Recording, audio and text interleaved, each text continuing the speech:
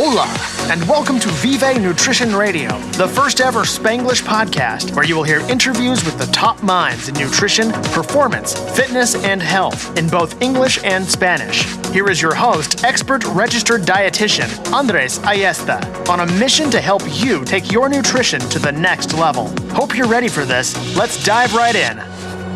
¿Alguna vez te has preguntado qué pasa con tu metabolismo cuando bajas tus calorías? ¿O piensas a veces realmente por qué no estoy perdiendo peso o por qué no estoy perdiendo grasa aun cuando no estoy comiendo casi que nada? Eso es unas interrogantes que siempre surgen en muchas personas porque la realidad es que la mayoría de la población no entiende los conceptos básicos de metabolismo para saber qué pasa cuando creas déficits calóricos o bajas la cantidad de calorías para tratar de perder peso. Y hoy tengo el placer de tener a una gran amiga y colega con la que tuve el placer de estudiar justamente cuando en mis épocas cuando estaba en Venezuela, estudiando en la Universidad Central de Venezuela, y realmente tuve una conversación bien larga, por lo cual les digo de una vez que tienen que prepararse porque es una conversación de más de una hora, pero una conversación muy increíble porque Astrid, que es la persona que traje al programa de hoy, se llama Astrid Naranjo. Ella es una nutricionista, es una dietista de hecho acreditada, vive en Australia de hecho, y tiene un background bastante diverso en lo que es la parte de nutrición y dietética y al mismo tiempo personal training, entrenamiento personal. Yo recuerdo a Astrid cuando estaba en la Universidad Central, que era una persona que siempre llegaba con un poco de bultos encima, pero así con su ropa de ejercicio y cosas como esas, y era bien interesante ver porque ella estaba metida en el mundo del fitness desde hace muchísimos años y bueno, ya tiene casi 6 años de experiencia específicamente en lo que es la recomposición del cuerpo, lo que es el manejo del peso, el fitness, y también es muy específica en lo que es la parte de nutrición deportiva y también nutrición clínica, lo que es bastante interesante. Una de las cosas que Astrid se conoce más es por su cuenta que se llama Anti-Diet Dietitian, y es una cuenta increíble que ha estado creciendo muy rápido porque por la cantidad de contenido que pone, es increíble. Yo estaba hablando con eso de ella, que ella es una maquinita, está siempre pensando en las cosas nuevas que realmente vamos a hacer o las interrogantes que mucha gente se pregunta en cuanto a lo que es la nutrición, y ella trata de hablar de todos los mitos, de todas las cosas que se habla de nutrición y te da un aspecto científico en cuanto a eso.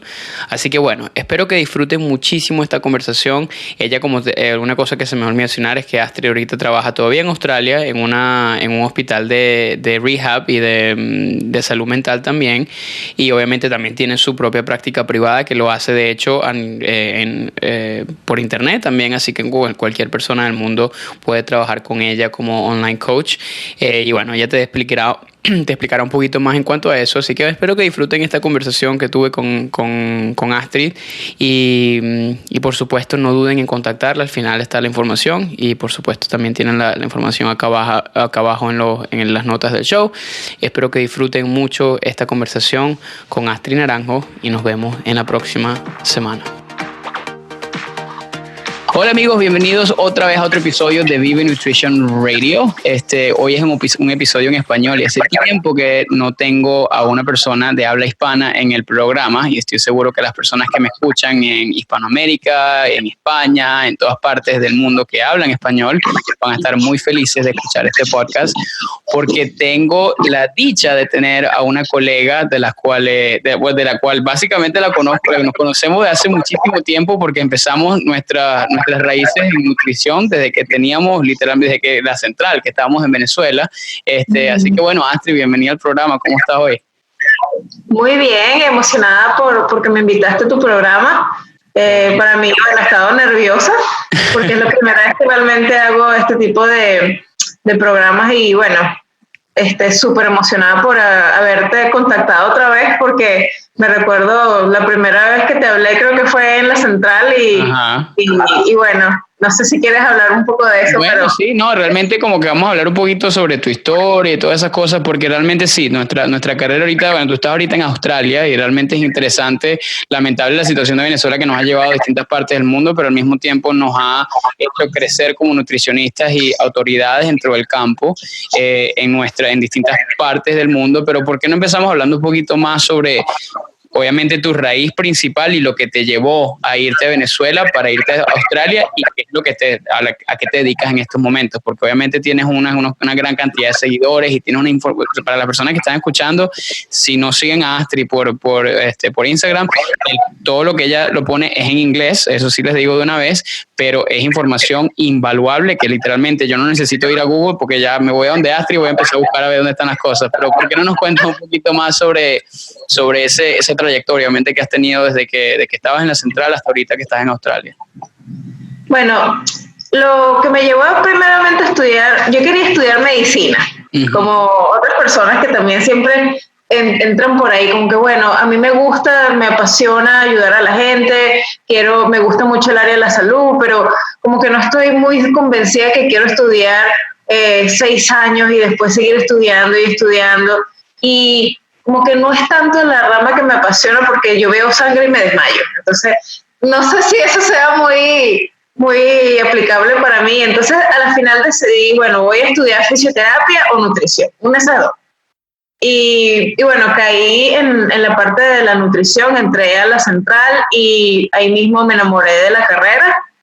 Y es gracioso porque estando en los primeros semestres ya yo estaba buscando material del 8º al 9º semestre y ya quería aprender a hacer dietas y ya quería entender cómo era la parte de la dietoterapia, y eso me llevó a estar tan apasionada que incluso empecé a desarrollar mis propios spreadsheets en mi computadora y entender cómo calcular los macronutrientes y toda la cosa. Bueno, yo estaba ya en segundo semestre y mi mente ya estaba en el 8º semestre. Qué bueno. Una cosa muy loca, pero apasionada por toda la parte de la bioquímica. Me parece una cosa súper interesante cómo el cuerpo es tan complejo y puede hacer todas estas cosas impresionantes. Entonces, simplemente la carrera me fue llevando y me enamoró de una manera que hoy en día, todos los días estoy buscando, con hambre de buscar y seguir aprendiendo. Siento que es un área de la nutrición, es un área que todos los días está algo nuevo está creciendo. Entonces yo siento que eso es otra cosa que me enamora más, porque es como que no es algo que bueno, y lo aprendiste y ya no lo revisas más, sino que todo el tiempo tienes que estar en ese ongoing development. Claro. Revisando y eso es algo que me gusta mucho, porque yo me considero un poco nerd. Claro, de verdad. No, y la información que pones es 100% eso, pero es realmente la información que necesitamos, entonces creo que es lo más importante. ¿Y cómo llevaste eso? Obviamente tú te graduaste en la central y te fuiste a Australia, ¿o tú terminaste tu carrera en Australia? No, yo estudié completo la carrera en Venezuela. Ajá. Y de hecho estuve 2 o 3 años, yo me gradué en el 2007, y después de que yo me gradué en el 2007 estuve un periodo largo, como 5 años. No, mentira, yo me gradué en el 2012. Yo empecé en el 2007 y terminé en el 2012. Entonces, cuando yo terminé en el 2012, yo estuve un periodo como de 2 años, 3 años, en el que yo hice mucho mi propia private practice. Trabajaba con clientes de diferentes áreas, mucho sport nutrition. Tuve muchos clientes que simplemente eran weight management o diabetics, ese tipo de pacientes. Realmente muy amplio, muy general, veía todo tipo de pacientes. Mujeres también con problemas de menopausia, otros con problemas hormonales, problemas con el tema de la menstrual cycle, atletas. Una amplitud bastante grande de diferentes tipos de personas, de condiciones también. Después de eso, me enamoré del área de la educación Y entonces empecé a ir a gimnasios y a dar como que talleres de nutrición a la general public, pero también tenía un niche que eran instructores y todo lo que era educación, esa parte del fitness, en donde yo veía que había tantos mitos, tantas cosas que hacían un poco locas. Y digo, yo quiero, así como yo sé esto, yo quiero educar a esa parte del fitness a que hagan las cosas bien. Porque si obviamente un instructor no va a darte, no es un nutricionista, no es una persona calificada para darte una dieta, pero en cierta manera ellos tienen un contacto a diario con sus clientes y ellos reciben muchas preguntas, como, ¿qué puedo comer? ¿Qué puedo hacer? Entonces, si tú le vas a pedir advice a un instructor, por lo menos hazlo de una manera de que al instructor que le hables, él te sepa de responder con claridad. Exacto. Entonces yo empecé a hacer un taller especialmente de nutrición como para ese tipo de público, en donde estaba tratando de ayudar y enseñar a los entrenadores a cómo hacer para entender la nutrición mejor, y lo hice de hecho por módulos, hacía Basics of Nutrition, después cómo eran las diferentes partes, que eran carbohidratos, que eran proteínas, todos los macronutrientes, o sea, hacerle un desglose de todo eso y después empezar a hablar un poco más en cuanto a mitos, a toda la parte de cómo más o menos entender un plan de alimentación, qué es lo que se necesita hacer para que sea balanceado. Entonces como que hubo un buen auge y la gente estaba muy interesada en ese tipo de contenido. Y de hecho eso fue una de las cosas que estaba haciendo bien a menudo ya en los últimos años, cuando después decidí mi esposo, que era mi novia en ese momento, pero en este momento nosotros decidimos, él decidió que quería irse para Australia porque quería estudiar su máster y que obviamente él como que veía un futuro así como que yo quiero irme para Australia, Entonces al final decidimos irnos para Australia y bueno, yo estaba buscando, de repente lo que hago es un máster, busco algo que hacer para poder homologar mi título allá, porque así como llegar y a lo loco decir que voy a ser nutricionista va a ser muy difícil hacerlo. Uh-huh. Y aquí hay muchas reglas y obviamente el sistema de salud es diferente, y el hecho de saber que tú tienes que hablar otro idioma completamente distinto, entendí que no era simplemente hablar español, pasarlo al inglés y traducirlo exactamente lo que tú dices. O sea, términos de nutrición o este tipo de cosas no son iguales. Entonces, ese tipo de cosas me hizo como que querer, aprender inglés. Me estuve un año completo estudiando inglés académico, tratando de afinar y entender todo ese tipo de detalles que al final lo iba a necesitar. Y entré en el máster en Bonnie University, que es supuestamente yo digo que sí, para mí es una de las mejores universidades aquí en Australia, y de verdad que los recursos, todo el tipo de cosas que te proveen para aprender es excelente. Sí. Entonces, fue un máster bastante práctico, donde hice mucha práctica. Te ponen muchos casos clínicos, diferentes escenarios, y prácticamente el último año es puro placement. Estaba en diferentes hospitales. Distintos lugares donde vas haciendo distintas experiencias, me imagino, ¿no? Sí. Entonces, eso fue una de las cosas que me gustó mucho, porque te da el chance de aprender y entender cómo es el ambiente y cómo funcionan las cosas aquí en Australia. Y obviamente es completamente diferente.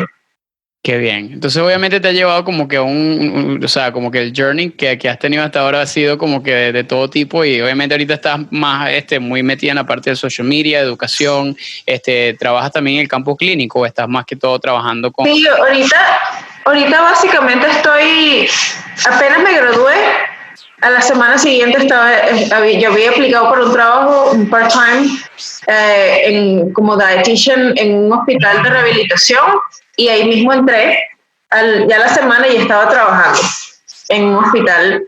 Y bueno, hasta el sol de hoy trabajo como nutricionista. Bueno, yo soy la única nutricionista clínico en todo ese hospital. Entonces veo todos los pacientes de rehabilitación en dos secciones del hospital, y también veo pacientes de mental health. Está ocupada entonces, me imagino. Es muy apasionante, a mí me gusta mucho. Qué bueno. Yo trato de ser también proactiva, porque a veces, como soy la única nutricionista ahí, no hay nadie así como que me diga, bueno, este paciente tiene tal cosa, ven a verlo. Entonces yo hago mucho rondas de screening por mi cuenta, cuando veo si hay un paciente así que este paciente tiene pinta de que necesita ser por lo menos evaluado. Okay. Entonces sí hago un poco clínico, y también estoy en la parte de social media as well. Claro, que esa es la parte que es la que más te he conocido, y que finalmente que nos conseguimos por ahí, ¿no? Porque realmente yo sabía que eras de Australia, pero y tu contenido que has estado poniendo bastante interesante. Y bueno, hablando de eso, una de las cosas que cuando yo te pregunté que te encantaría hablar, me dijiste literalmente de cualquier cosa, y te lo creí, porque eres experta en todas las cosas, incluso, o sea, muchísimo más de lo que yo pudiera saber en muchas de esas áreas. Pero yo quería que habláramos hoy de algo importante que muchísimas personas no entienden 100%, y siento que es algo que es bastante clave, porque creo que es la fundación importante desde el punto de vista nutricional, que cualquier persona debe entender, que es lo que es la parte del metabolismo, y una cosa que en Estados Unidos la llaman metabolic adaptation, que en español se llama adaptación metabólica, ¿no? Entonces, yo creo que lo que más importante, la pregunta principal con la que pudiéramos hablar es simplemente lo que es el metabolismo, porque siento que eso es algo que debemos definir, entender realmente cuál es la función del metabolismo del cuerpo y cómo varía eso de persona a persona, porque obviamente tú como mujer, yo como hombre, tú como atleta o no atleta, dependiendo de lo que seas, eso va a variar mucho. Entonces, ¿por qué no nos das como a las personas escuchando un poquito de como que un overview o una parte generalizada en lo que es el metabolismo como tal, y realmente cuál es como que los bullet points o las viñetas que todo el mundo debería entender en cuanto a eso? Bueno, si tú te pones a ver, el metabolismo como tal es un término que se ha venido utilizando un poco, no erróneo, pero no es como que decir, bueno, el metabolismo en sí son todas esas reacciones químicas que ocurren en el organismo, tanto anabólicas como catabólicas, todo lo que es la parte de construcción y la parte de destrucción de ese tipo de moléculas para utilizarlas en el mismo organismo. Entonces, el metabolismo como tal, yo lo veo así como que, bueno, realmente nos estamos refiriendo a esas reacciones, o nos estamos refiriendo más a cómo es la distribución o los diferentes componentes del gasto metabólico o del energy expenditure que nosotros tenemos al día, que es básicamente más lo que nosotros estamos tratando de entender, o básicamente esa ecuación en donde, bueno, qué es lo que hacemos para nosotros ingerir alimentos, y todo ese proceso de digestión, todo ese breakdown de nutrientes, absorción, después la utilización, la distribución de esos nutrientes, la utilización de ellos, todo eso es parte del metabolismo, pero ya iríamos a la parte muy técnica de lo que es la bioquímica. Sí. Y realmente entenderlo de forma sencilla es hablar de cómo el organismo anda en una continua adaptación, dependiendo del medio donde tú lo pongas o las condiciones que tú lo pongas. Entonces, si tú pones al cuerpo en una condición de déficit calórico, el cuerpo obviamente va a salir de su estado de confort y va a buscar adaptarse. Entonces, eso es lo que llamamos adaptación metabólica. Igualito cuando tú estás en un surplus que tú quieres ganar masa muscular, el cuerpo de repente no está muy cómodo, que se diga, no que porque esté en un surplus está cómodo, porque hay personas que incluso les cuesta comer todo lo que tienen que comer, y a veces se siente que, oye, ya no sé qué hacer para seguir comiendo. Entonces tienes esos dos extremos en donde tú, o añadiendo más calorías o menos calorías, tú pones el cuerpo en una situación de diferente, en donde tiene que buscar adaptarse. Entonces ahí es donde nosotros vemos que el metabolismo como tal está mal utilizado la palabra, pero obviamente es una forma de entender que hay diferentes secciones o diferentes componentes de ese gasto metabólico o gasto energético que van a influenciar en esos resultados que nosotros veamos en el día. Sí. Nosotros estamos... Y eso es algo importante que mencionaste porque mucha gente no lo entiende de esa manera porque como que hay dos, es como tú dices, hay dos componentes importantes. Está la parte técnica, como que son los detalles bioquímicos que existen, que la gente ni siquiera le presta atención porque obviamente no es algo como que bastante complicado. De hecho, por ahí tengo un mapa completo de todos los procesos bioquímicos del cuerpo. Literalmente es un mapa del tamaño de la pared. Que eso, yo le digo a la gente, ¿qué es el metabolismo? Eso es metabolismo.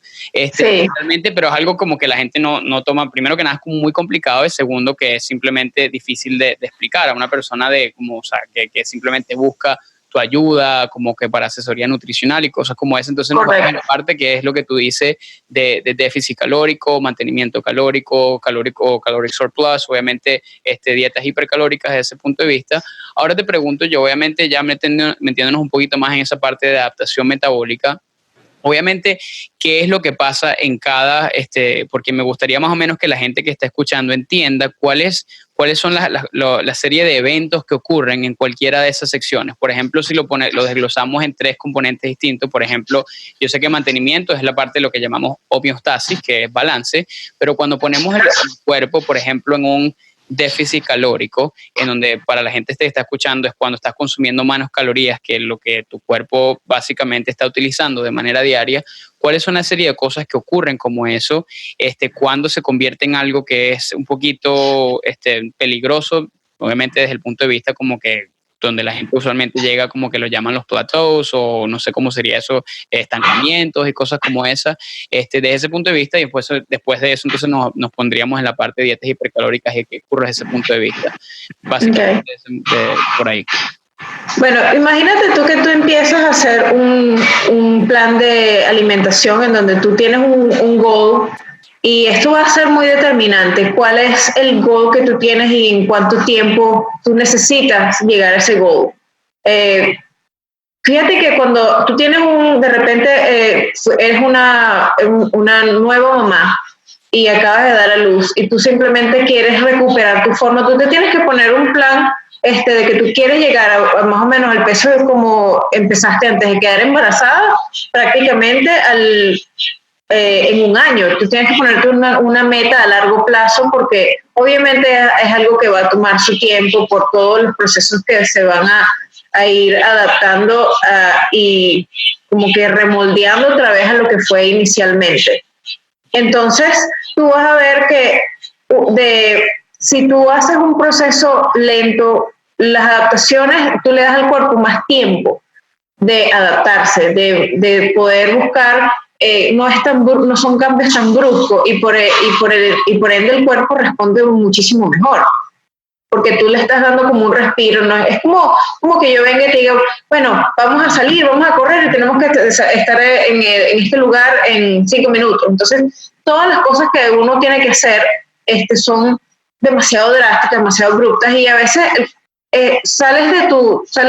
haces cosas mal porque no estás acostumbrado a hacerlas, estás nervioso, es igual con el cuerpo no está acostumbrado a que hayan cambios que sean tan drásticos y que lo saquen de la homeostasis, porque el cuerpo siempre va a querer que tú estés en un estado estable, en un estado donde el cuerpo dice estoy a salvo, estoy sano, y cuando tú haces una restricción calórica, si es muy drástica, tú vas a ver que el cuerpo va a reaccionar de una manera como que, wow, ¿qué es esto? ¿Qué pasó aquí?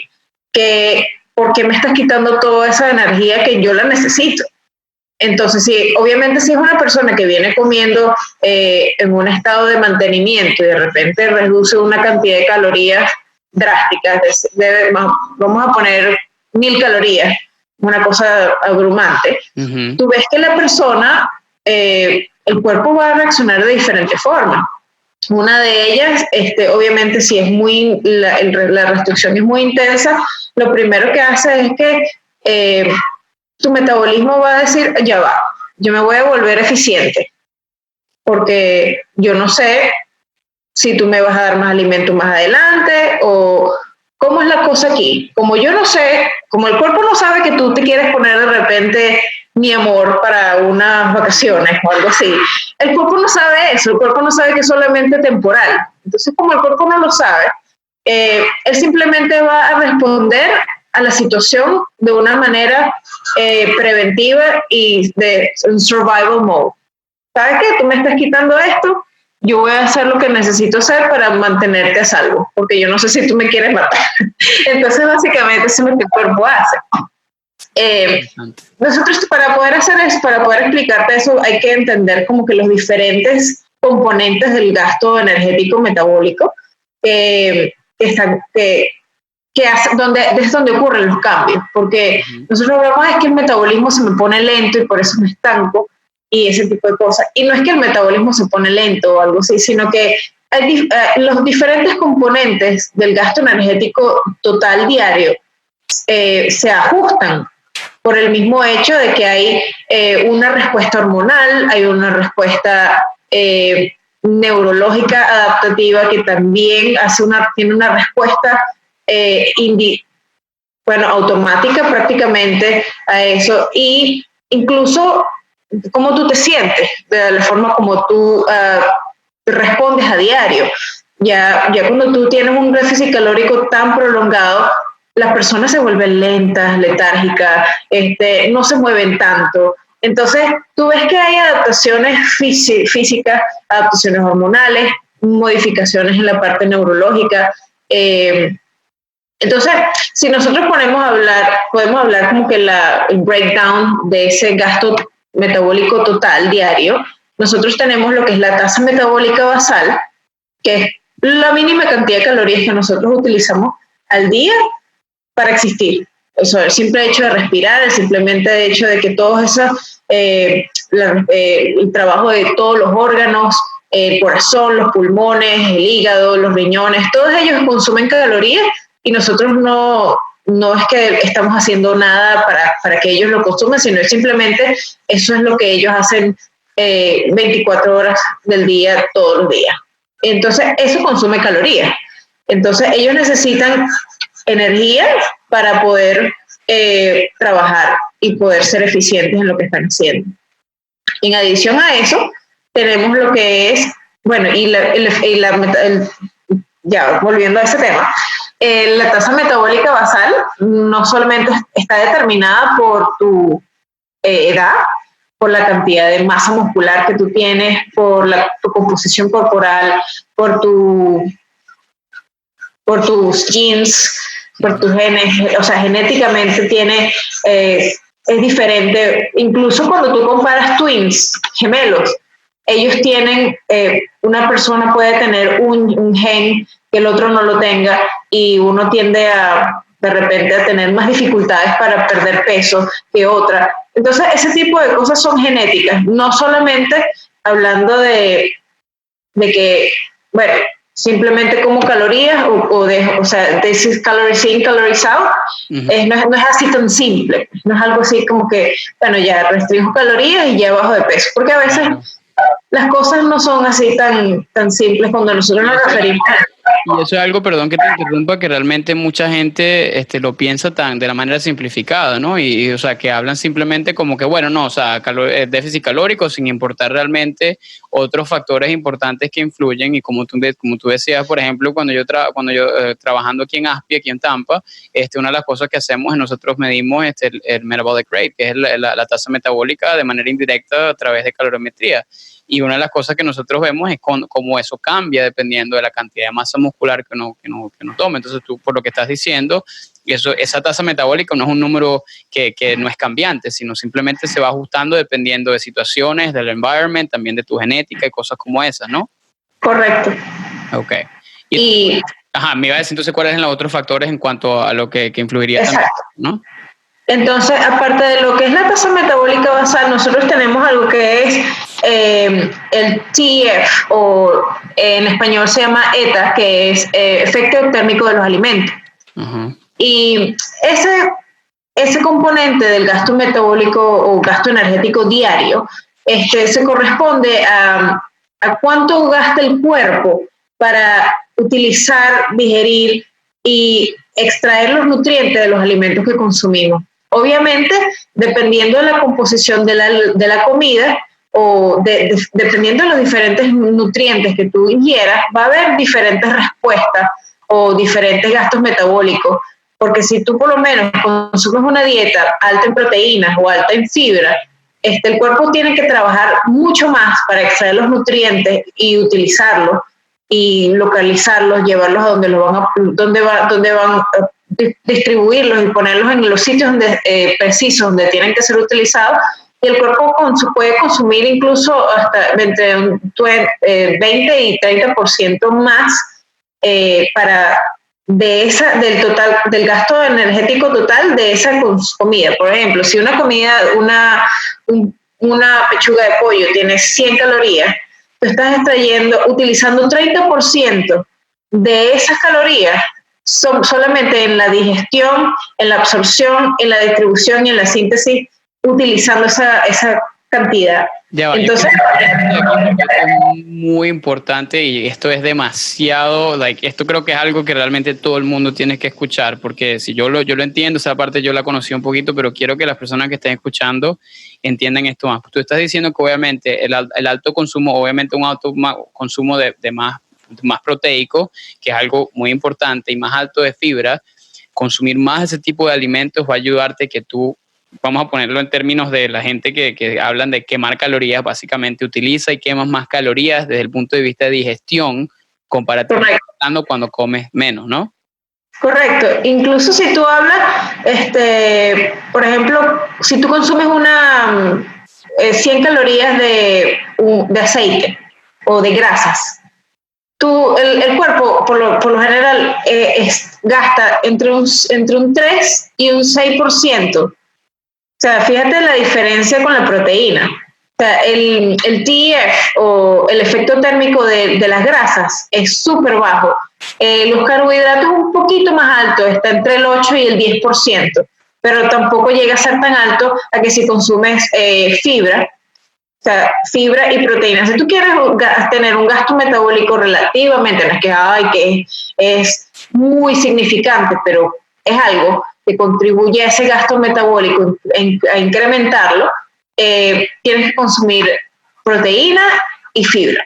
Obviamente con la fibra tienes que ser cuidadoso, no es que vas a consumir un excesivo amount. Mírame a mí. Es que, bueno, creo que se dice monto. Un monto excesivo, lo que pasa es que lo invertí. Un monto excesivo de fibra realmente tampoco es lo ideal, porque te vas a estar bloated, vas a tener gas, vas a estar... O sea, mucha fibra tampoco es ideal. Ideal es aproximadamente 10 gramos por cada 1000 calorías que tú consumes. O sea, por lo general, si tú sigues los guidelines, entre 20, 25, 30 gramos de fibra al día, dependiendo también del tipo de dieta que tú lleves. Pues si es una persona plant-based o vegan, vegetarian, algo así, vas a darte cuenta que el consumo de fibra puede ser mucho más alto. Obviamente, comparado con una persona que es ketogenic, es completamente opposite. Y para la gente que está escuchando, las fuentes predominantes de fibra serían cuestiones como, por ejemplo, los vegetales, ciertas frutas, granos enteros, legumbres, correcto, como esas que van a tener como que la mayor cantidad de fibra dietética desde ese punto de vista. Sí, exacto. Okay. Y si tú te pones a ver, la fibra es un tema interesante porque tú cuando consumes fibra, hay dos tipos de fibra. Una fibra que es soluble, que es como cuando entra en contacto con el agua se gelifica y se vuelve como una gelatina prácticamente. Y tenemos la otra que es como que no es water friendly, que se llama insoluble fiber o fibra insoluble, que simplemente no es utilizada por el cuerpo, no es reconocida, no tiene, simplemente actúa como un camioncito. Entra, Y hace un bus. a mejorar obviamente la motilidad intestinal, ¿no? Correcto. Yo lo veo así como un autobusito.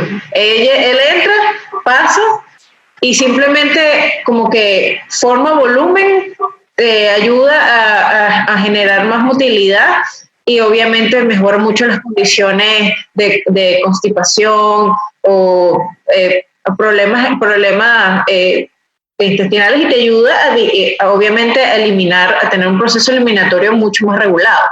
Ok. Ahora, hay otros problemas. Sí, cuando consumes demasiado, pero no hay suficiente agua, es como que se congestiona la cosa. Se congestiona todo, entonces nos da los problemas de estreñimiento, obviamente no. Puedes llegar puedes y llegarte al otro extremo también, como que congestionas la vía de muchos autobuses y ahora no pasa nada. Okay. Entonces, las dos cosas pueden pasar, pero obviamente hablando de un balance, algo moderado, como dije, 10 gramos por cada 1000 calorías que consumes, o buscando las guidelines de diferentes nutrition guidelines de América o de Australia, más o menos te recomiendan entre 25 para mujeres, 25 gramos para las mujeres y 25 o 28, 30 gramos para el hombre.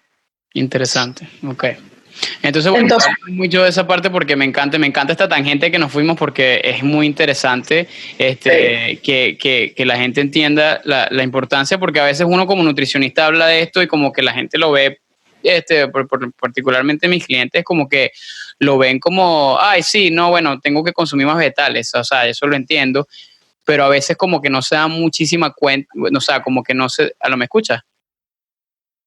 Ajá, sí, te paralizaste. Sí, se había cortado un poquito mi internet. Ajá, lo que estaba diciendo es que hay personas que obviamente como que ven esas recomendaciones de lo que es la fibra como algo demasiado, como que, ay, sí, eso es fácil, sí, es vegetales y todo ese tipo de cosas, pero al mismo tiempo es algo que tiene un impacto bastante importante.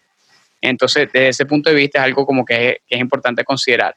Ahora sí vamos a hablar un poquito más en lo que es la parte de los otros factores que influyen en el metabolismo desde ese punto de vista. Correcto. Serían los que faltarían, pues. Ok, entonces hablamos de que tenemos para recapitular, la tasa metabólica basal, el efecto térmico de los alimentos, y tenemos lo que es la actividad física. Hay una actividad física que es lo que consideramos lo que hacemos a diario, no está relacionada con el ejercicio como tal, ¿okay? Que podemos llamarlo el NEAT, o Non-Exercise Activity Thermogenesis. En español, de verdad, no sé cómo decirlo. No relacionado. La actividad térmica del cuerpo no relacionada al ejercicio, me imagino que sería. Sí, exacto.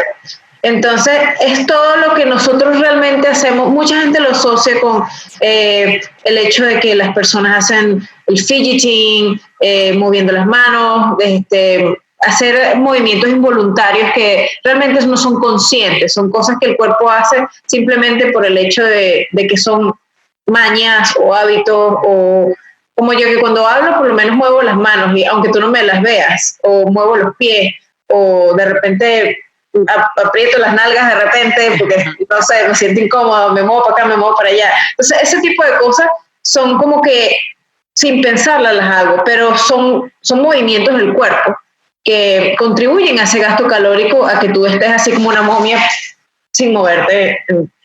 Entonces, cada movimiento genera un pequeño gasto calórico. Y tenemos lo que es el gasto energético relacionado al ejercicio, que es básicamente esa cantidad de tiempo que tú dedicas a hacer una actividad física o un ejercicio intencional, que tú vas con esa rutina, con esa mindset de que vas a entrenar, que vas a hacer esto, que vas a hacer aquello, y eso es considerado lo que es la actividad física intencional. Y lo otro sería el NEAT, lo que es todo lo que corresponde al resto del día. O sea, de repente para ponerlo así, el ejercicio es 1 hora al día. Puede ser. y el resto del día, esas 23 horas que sobran, tú vas a utilizarlas de una manera diferente. Tú vas a caminar, vas a subir las escaleras, vas a bajar, vas a moverte intencionalmente o no intencionalmente, pero no estás pensando que estás haciendo ejercicio. ¿Me entiendes? Es una actividad simplemente moviendo tu cuerpo. Parte de lo que tú vas a hacer el día. Entonces, por eso mucha gente, es uno de los cambios más increíbles que pasan inconscientemente en la parte de la adaptación metabólica cuando tú restringes calorías, es en esta sección, en donde tú obviamente el need de una persona que tiene un déficit calórico, cuando tú hablas por lo menos de las personas que están preparándose para bodybuilding, ellos mismos hacen esa reflexión de que cuando ellos están en esa contest prep y están en ese déficit, ellos sienten que son lentos, que hablan, que hasta pestañean más lento. Con eso te digo todo. Del cuerpo a que traten de moverse menos para preservar más energía, entonces. Evitan, correcto, si pueden evitar, si hay un fire y el building se está quemando, solamente si ven que realmente el building va a prenderse en fuego, se mueve. Pero si no, no. Algo así, o sea, es tanta la adaptación que eso es una de las cosas que más disminuye. Y aunque tú no lo creas, cuando las personas dicen, es que mi metabolismo se volvió lento o que yo me estanqué, no es que te estancaste, sino que sin darte cuenta te estás moviendo menos. Entonces, las calorías que estás gastando son menores. Si tú te pones a ver, si tú antes de empezar la dieta, ese NIT contribuía a gastar 500 calorías extra al día, y si tú te pones a dar cuenta que te estás moviendo menos, estás haciendo menos cosas, o incluso estás haciendo cosas mucho más lentas, evitas pararte, evitas hacer esto, ese NIT puede haber bajado a 100 calorías al día. Entonces hay un déficit, hay un gap de 400 calorías que ya no estás quemando más. Si tú te das cuenta, bueno, ¿por qué estoy estancada? Es que no estás quemando de esas 400 calorías que quemabas antes, porque te estás moviendo menos. No es que lo estás haciendo a propósito, pero no estás tampoco aware de que eso es lo que está pasando. O sea, estás creando como que todo un contexto metabólico y fisiológico en el cuerpo que básicamente hace que trates de preservar y de utilizar la menor cantidad de energía simplemente porque no le estás dando al cuerpo lo que necesita para poder sobrevivir o para mantener un balance. Y por eso a veces, y es algo que mucha gente, yo creo que, o sea, como que yo más o menos me acordaba, pero no me recordaba muchísimo esa parte que es importante entender, que simplemente te mueves menos cuando comes menos, porque no es porque no quieras, sino, y eso estoy seguro que tú lo escuchas mucho con muchos clientes que te dicen, tengo poca energía, no me siento que quiero moverme, me da fastidio hacer todo. O sea, no es que no lo quieras hacer, es simplemente que es una adaptación de tu cuerpo, especialmente a personas que están probablemente en déficits calóricos crónicos, que me imagino que tú los ves todo muy a menudo, que tienen esa mentalidad dietética que todo el tiempo tiene que estar a dieta, todo el tiempo tiene que estar restringiéndose, y realmente crean como que ese ciclo vicioso en donde no tienen energía para hacer nada, obviamente, y todo eso empieza obviamente a cambiar muchísimo y se adapta el cuerpo a eso, ¿no? Correcto. Y incluso, obviamente, si tú te pones a ver los componentes anteriores, también no van a bajar, van a disminuir. ¿Por qué? Porque si tú pierdes peso, la tasa metabólica basal, que antes era para 70 kilos, ahora es para 65. Entonces, el cuerpo está teniendo menos con qué lidiar. Entonces, por ende, es como decir, tienes menos masa muscular o tienes menos hueso, tienes menos... tienes menos masa muscular, los órganos se reducen también, los órganos reducen su talla, su size, y eso afecta indirectamente ese gasto metabólico. El gasto metabólico de la tasa metabólica basal va a disminuir por el mismo hecho que pesas menos, eres más pequeño. Ahora te pregunto, ya que más o menos entendemos esos componentes, que ya sabemos que la tasa metabólica basal, tenemos el efecto térmico de las comidas, también tenemos lo que es la parte del NEAT o la actividad térmica de ejercicios no voluntarios o no voluntarios y la parte de ejercicio voluntario. Ahora, ¿qué pasa? Obviamente, desde el punto de vista, y que ahorita lo mencioné, básicamente desde el punto de vista de déficit calórico, porque hay una parte, eso es algo que lo he escuchado mucho en inglés, que llaman lo que es metabolic damage. Y yo no sé si eso es, en tu opinión, algo que es como un mito, si es algo realmente que ocurre y si realmente es algo real, o sea, a qué se refiere eso y cómo, si como te digo es algo real, cómo se puede reparar o cómo se puede mejorar eso y cómo básicamente pasa. Mira, el metabolic damage es algo, o el daño metabólico es una palabra que se utilizó por mucho tiempo, pero yo creo que se ha venido utilizando mal. Porque no es que el metabolismo se daña y ya no funciona más, porque cuando tú hablas de que algo se daña es como irreversible, no se puede reparar. Más bien hablamos de lo que es la adaptación, la adaptación del metabolismo a esa condición. Y son todos esos shifts que el cuerpo está haciendo, que tú crees que el cuerpo no te responde, porque tú, incluso aunque hagas, entonces si ves que tu cuerpo no te responde, vas incluso a un déficit más pronunciado para ver si el cuerpo responde, o tratas de acudir a medidas muy extremas y el cuerpo simplemente está diciendo como que ya, dame un respiro.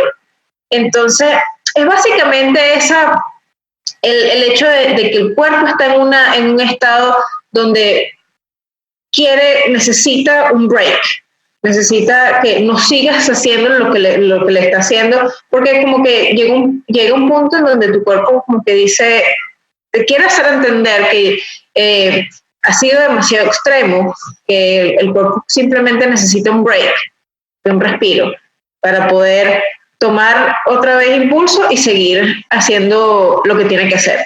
Entonces, y desde el punto de, perdón que te interrumpa, desde el punto de vista hormonal, y no que me quiero meter muchísimo en esto, porque esto literalmente puede ser una conversación, literalmente una tarde completa, pero desde el punto de vista hormonal sientes que eso es algo que también influye, por ejemplo, personas que están en déficit calórico prolongados y están obviamente que llegan a ese punto que dicen, estoy consumiendo 5.000 calorías, pero no estoy perdiendo peso, vamos a bajar a 800, y siguen manteniendo eso. ¿Qué sientes que es la parte que ocurre que puede ser desde algún punto de vista como que negativa? Mira, del punto de vista hormonal, como te dije, hay dos adaptaciones de las que no fuimos muy in-depth. Una se llama Adaptative Thermogenesis, que es lo que ocurre a nivel del sistema parasimpático y es el sistema neurológico, que él también tiene una adaptación, él se vuelve más eficiente en las respuestas y en las actividades que hace, en todo, como que lo vuelve mucho más lento, lo vuelve más, bueno, ¿sabes qué? Para este mismo task que tiene que realizar el cerebro, lo vuelve de una forma más eficiente, que gasta menos calorías para poder hacer lo mismo. Para llegar al mismo punto, simplemente gasta menos. Entonces es una adaptación que el mismo cuerpo hace en vista de este contexto restrictivo de calorías. Porque lo que el cuerpo quiere es simplemente sobrevivir. El cuerpo no sabe cuándo tú le vas a dar comida otra vez en ese surplus o en ese cantidades normales. Entonces, si tú te pones a ver, una de las cosas que influye más, incluso en la parte hormonal, nosotros hablamos de una de las hormonas que más tiende a determinar la respuesta de cómo el cuerpo se responde, es la leptina. También tenemos la grelina y tenemos diferentes hormonas como la T3 o la tiroxina, que es la hormona tiroidea. Esas hormonas, como que hay muchísimas más, pero si queremos hablar como que ciertas protagonistas, es que la hormona tiroidea va a disminuir a medida que nosotros hacemos una restricción calórica acentuada, y aparte de eso está directamente relacionada con en cuánto tejido magro el cuerpo pierde. O sea, si tú pierdes masa de los órganos, masa muscular, si eso se ve muy expuesto, el T3 tiende a bajar mucho más. Incluso la leptina, que es la hormona del apetito, cuando nosotros perdemos grasa, la leptina baja, ¿verdad? La leptina es una hormona que principalmente la hormona de la saciedad. Si tú tienes la leptina alta, tu apetito realmente no es una cosa desacerbante. Y cuando comes, la leptina te mantiene en niveles adecuados, tú comes y vas a sentir saciedad con la cantidad de comida que hayas tenido. Pero cuando tú tienes esos niveles de leptina muy bajos, tú sientes que puedes comerte la misma cantidad de comida y a pesar de eso no te sientes lleno, no te sientes que puedes estar full, pero sientes que algo está faltando. Entonces, como que es esa hambre voraz que todo el tiempo estás teniendo y eso lo puedes ver en las personas que hacen bodybuilding. El día que terminan su contest prep, se van y hacen binge, hacen binge eating, se van y se meten unos atracones de comida porque sienten que están desesperados por comer. En estado, yo te digo algo, bodybuilding es un deporte impresionante, es un deporte muy, muy dedicado, pero muy bello, pero incluso Eric Helms, personas que son reconocidas en el medio, que hacen bodybuilding, dice, esto no es un deporte sano, esto no es una cosa que es lo normal, esto es, tú estás deprivando el cuerpo y tú lo estás llevando a niveles extremos de body fat percentage que no son normales.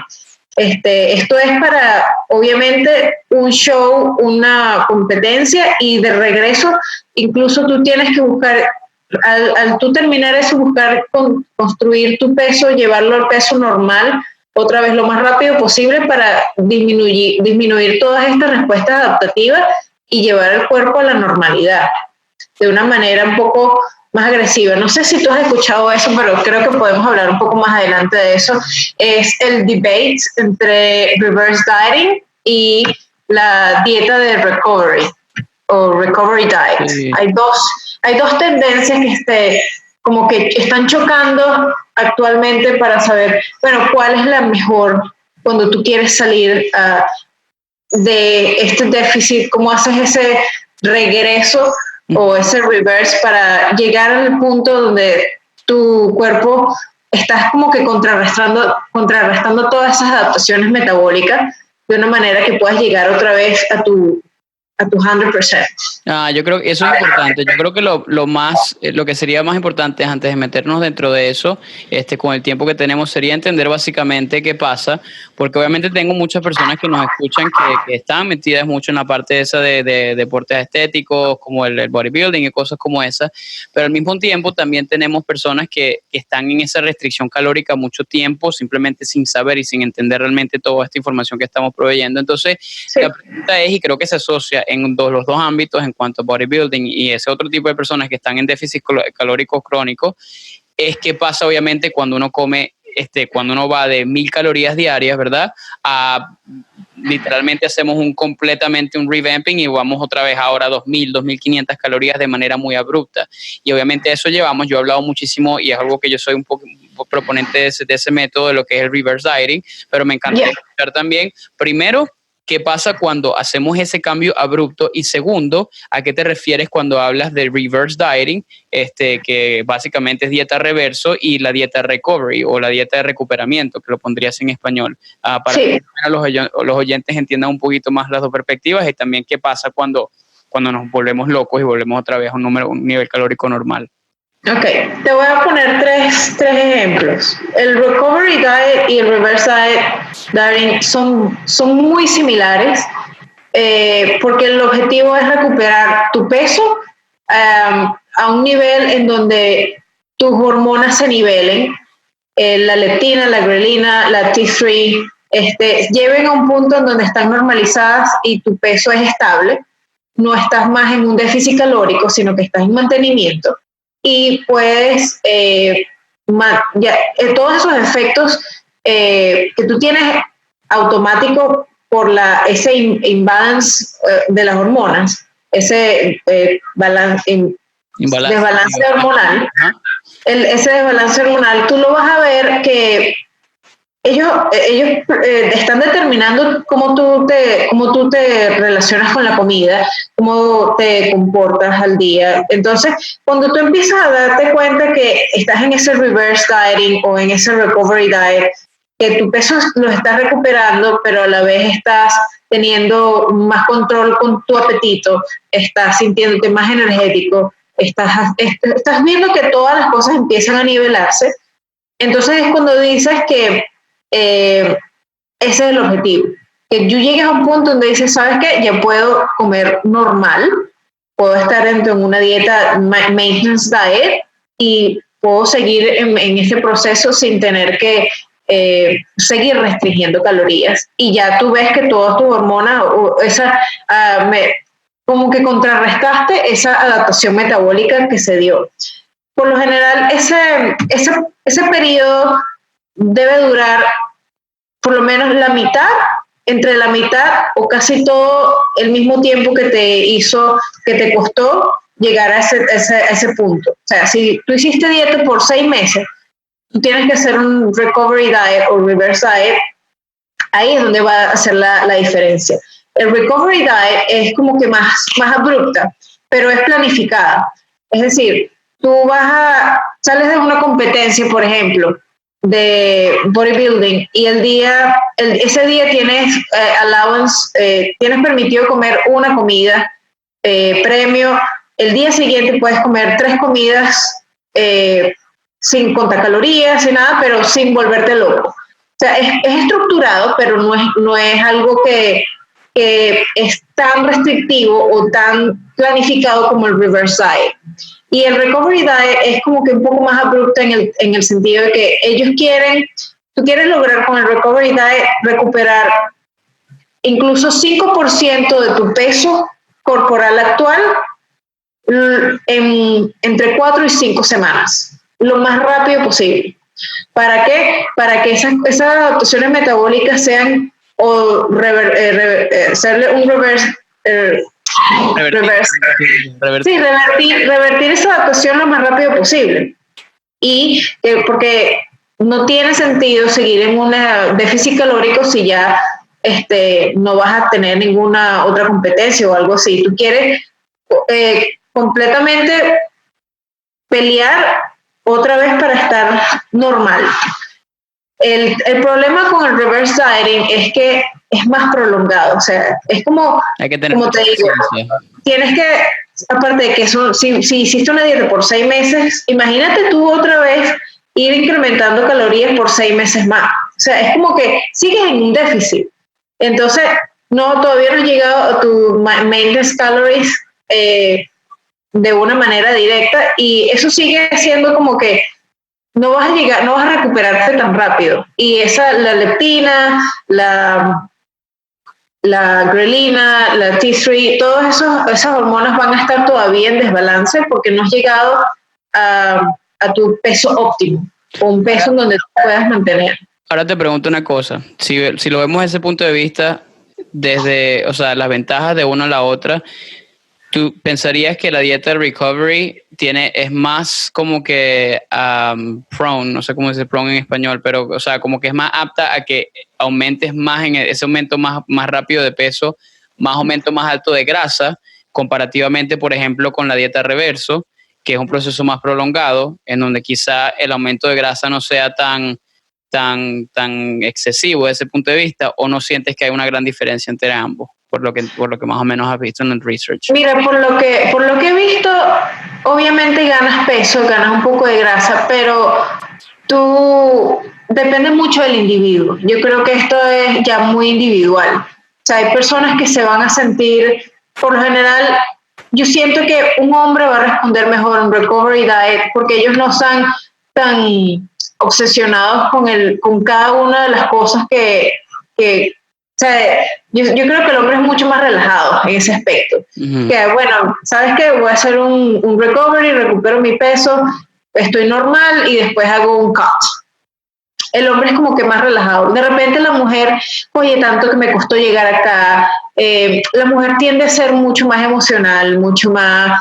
Obviamente, si tú comparas la cantidad de hormonas que la mujer tiene, tú ves que es un ciclo de ups and downs, es una locura. Para la mujer va a ser de repente más traumático si haces un recovery diet donde recuperas 5% de tu peso en 3 semanas, 4 semanas, y tú dices, wow, ya no veo mis abdominales, ya no me siento así tan definida, y eso puede crear de repente un desorden alimentario, o puede crear una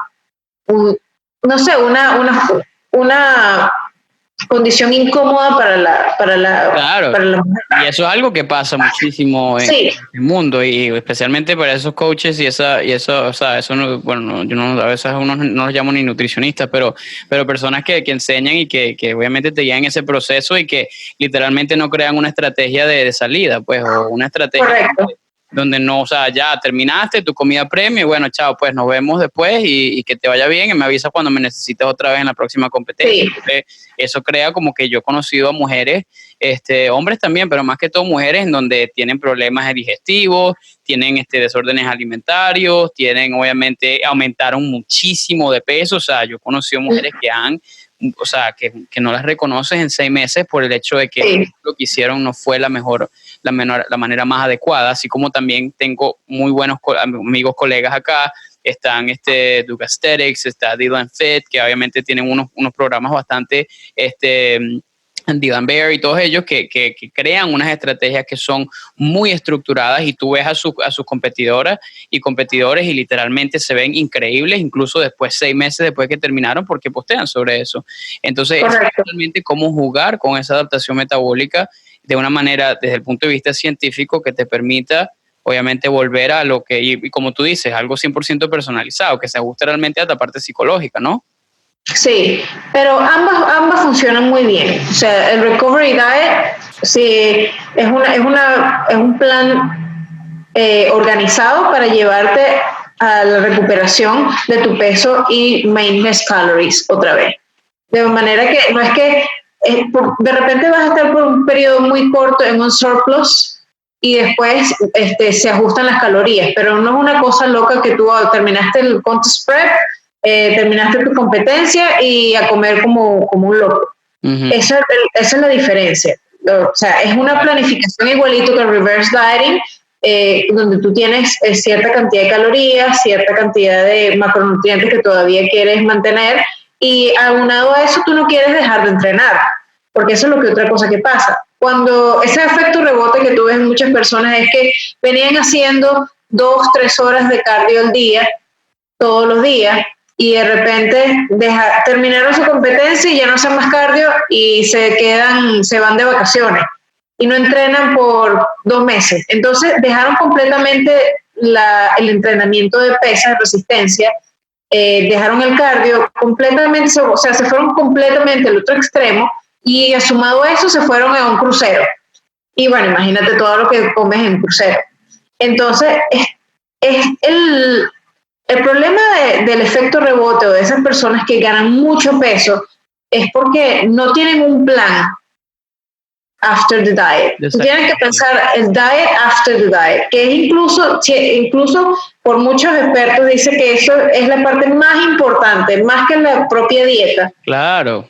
Y literalmente es importante también en personas como que no compiten, o sea, como que es lo que persona que y para los que están escuchando, y si simplemente tú, por ejemplo, tienes una boda o te estás preparando para tu cumpleaños, 30 años, y literalmente te vas a entrar en un proceso dietético, mucha gente lo ve como que, bueno, me voy a preparar por 60 días, 90 días para esto y ya, hasta luego, pero realmente no piensan en que, y por eso es que Nutrition Coaching y el coaching nutricional, que básicamente una persona como tú, como yo, que entendemos realmente la ciencia de la nutrición, que es lo que nosotros explicamos, que mira, esto es un proceso que te voy a llevar a la meta, pero quiero que entiendas que después tenemos que tener una estrategia de salida para que tú vuelvas a tu mantenimiento y te puedas mantener de manera adecuada dentro de ese peso, entre lo que sea que estés llegando, para que simplemente no causes demasiados estragos. Y yo siento que casi 90% de la población que tratan de entrar en dieta y lo que se vende en el mundo de las dietas, porque siempre es lo que es más rápido,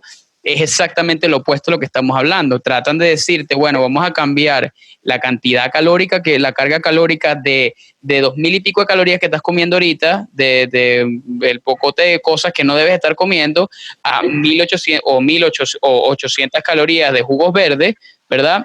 ¿Y qué pasa? Obviamente creas una déficit calórico, una adaptación metabólica demasiado abrupta, y entonces después cuando volviste otra vez a lo normal, todo se recuperó. Nadie te enseñó hábitos, nadie te enseñó estrategias, porque ¿qué es lo que pasa? Esa es la gran diferencia entre una persona que puede mantener un buen peso por largo tiempo, ese peso, o la gente que simplemente Regain the Weight, que es la formación de hábitos, cómo se siente estar en maintenance y comer esta cantidad de comida.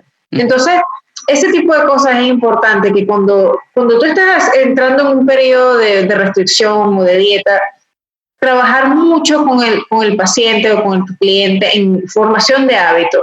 Oye, hacer esta cantidad de actividad física, entrenar, hacer ejercicio, moverte, tener esta cantidad de vegetales, ser más mindful, portion sizes, todo ese tipo de cosas que a la final van a contar mucho más, porque tú no vas a contar calorías toda tu vida, y tú después de repente de una dieta, tú lo menos que quieres es seguir contando calorías, o tracking your macros, o ese tipo de cosas.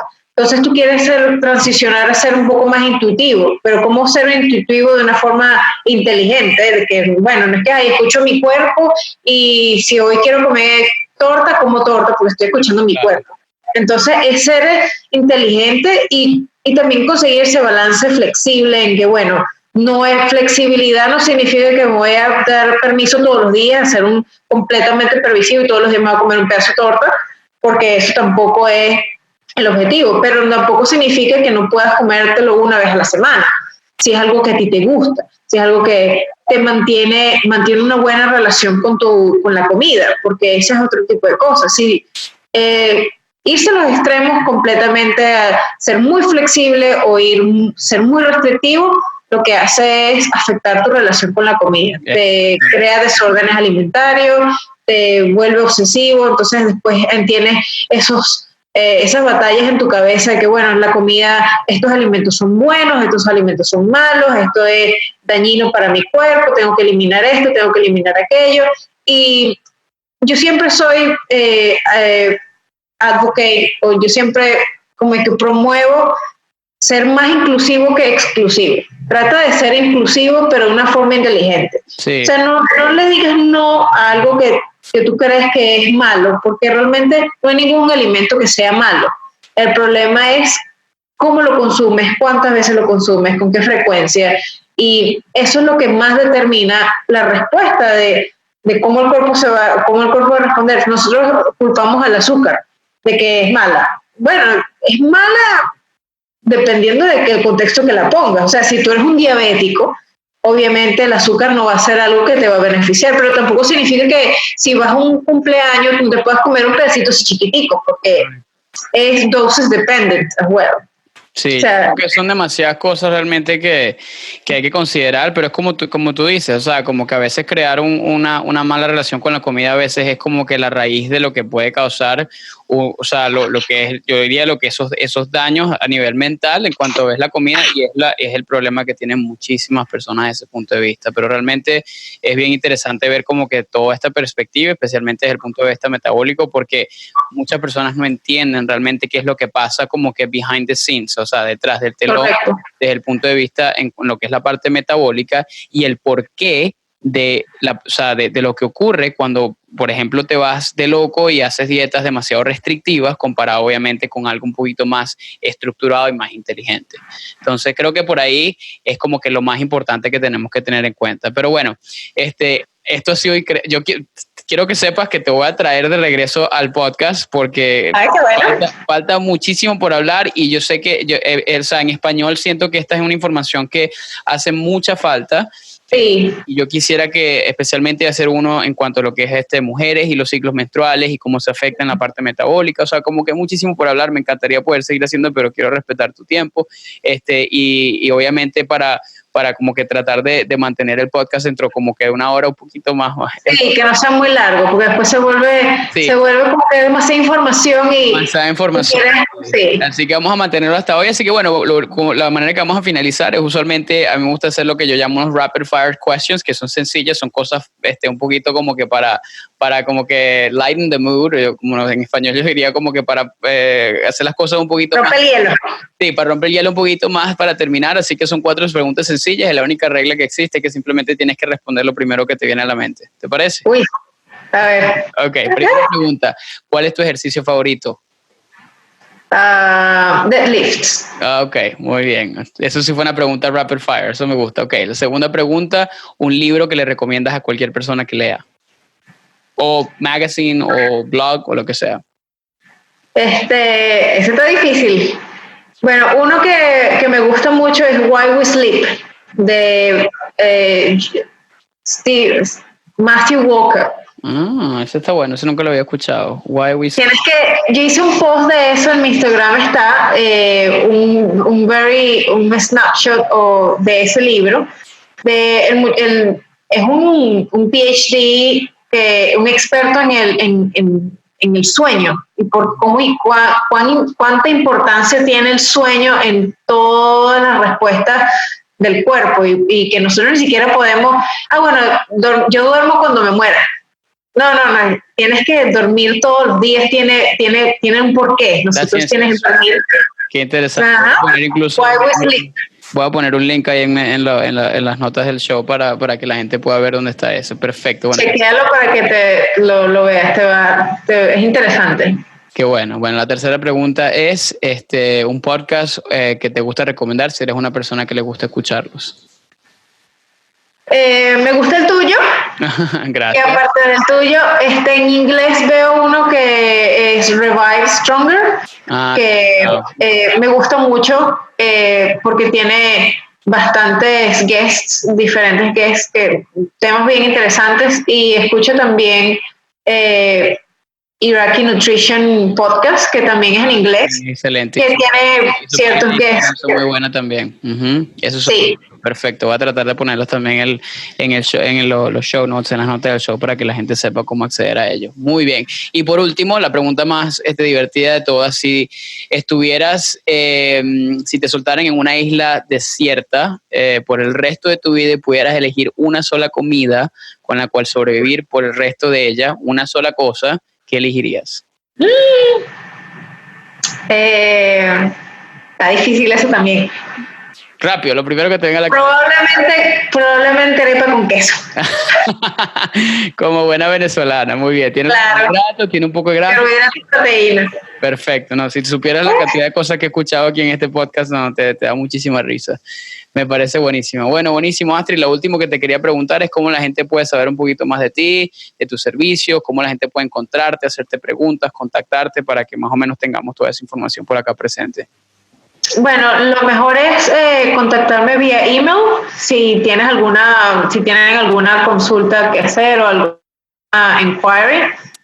Yo tengo en mi Instagram Anti-Dietitian. Es el sitio más directo donde yo tiendo a interactuar mucho con mi audiencia por vía DM o mensaje privado, o incluso en los posts o en donde sea. De verdad que yo respondo bastante a mi audiencia, trato de estar bien conectada con ellos, y ahí tengo en mi profile hay un link que dice book, donde puedes ir a accesar a todos los diferentes servicios que yo proveo online. Perfecto. Y lo bueno de ti, Astrid, es que obviamente lo haces en inglés y en español, que obviamente es una ventaja bien importante para las personas de habla hispana. Así que, sí. Porque no, para las personas que están escuchando, porque el Instagram de Astrid es todo en inglés, así como también la mayoría del mío, pero igualito si estás buscando servicios en cuanto a lo que es asesorías nutricionales y coaching nutricional, en español también lo tienes disponible, ¿correcto? Sí, correcto. Buenísimo. Bueno, me encantó de verdad tenerte muchísimo en el programa. Quiero que sepas que ya te estoy comprometiendo a que vas a volver, porque vamos a hablar muchísimas otras cosas en el futuro, probablemente en español, porque siento que eso es un gap que nos falta muchísimo. Y bueno, voy a agregar toda tu información en las notas del show y seguiremos en contacto en el futuro. Claro que sí. Me encantó verte, me encantó compartir contigo este buen rato.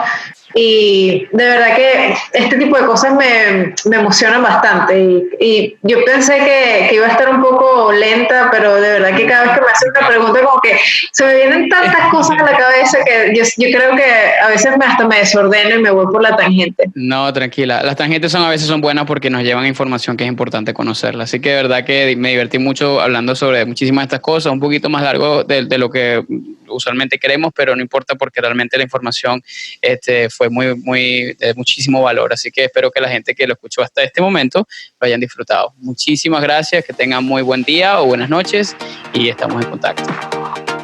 You have been listening to Vive Nutrition Radio. Couple things before you take off. If you enjoyed this episode, please, I would love to get your feedback. So feel free to drop down a review and I will be forever grateful. Also, if you like this podcast, make sure you hit the subscribe button. We have it on iTunes, Spotify, or Google Play. And lastly, if you would like to receive a freebie from me, make sure you sign up for our newsletter at www.vive-nutrition.com. See you guys in the next episode. Ciao, ciao.